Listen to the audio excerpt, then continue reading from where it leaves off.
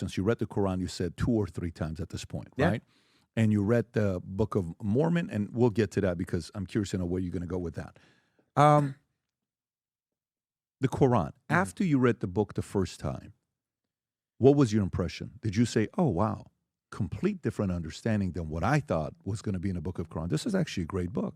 I actually enjoyed this. I actually learned this." What was your impression at the end? I mean, have you ever read the Quran? I've never read the book. Okay, so the Quran is interesting in that when you come to it, especially if you're a Christian and you're expecting things to be chronological, and when you open up a Bible, Genesis Structured. right? Genesis says in the beginning, and that's in the beginning, and by the time you get to the end, Revelation is the end, right? The Quran is structured differently in that the biggest chapters are at the beginning and the smallest chapters are at the end. So there's 114 surahs or chapters in the Quran. And the way that it's been put together and structured is very, very different than something like the Bible, in that it's not in a narrative theme or a chronological theme, but it's on the basis of the chapters. And there are various reasons for that in terms of the overall way that the Quran eventually got codified.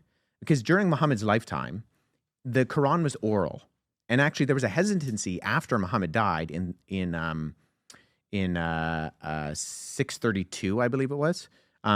Muhammad dies. I could be wrong on that date. I'm just going off the top of my head. Muhammad dies, and actually the Muslims who are following him have a hesitancy to write it down because Muhammad never told them to write it down. But there's this process that eventually gets put into place because Muhammad's successors in the caliphs realize that people have memorized the Quran differently. And so there is... What does that mean? Memorize the Quran differently? Yeah. So you had these individuals who were following Muhammad around and they were memorizing everything he was saying.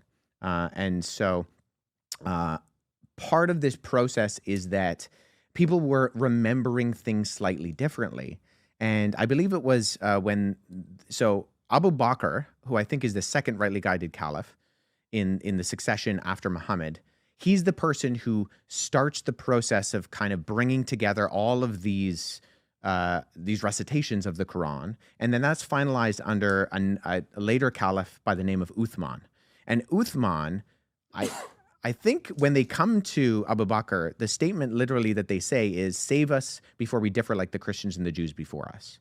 And that they saw that there were some things that the Christians and the Jews were disagreeing on between their written texts, and they didn't want that to happen with the Quran.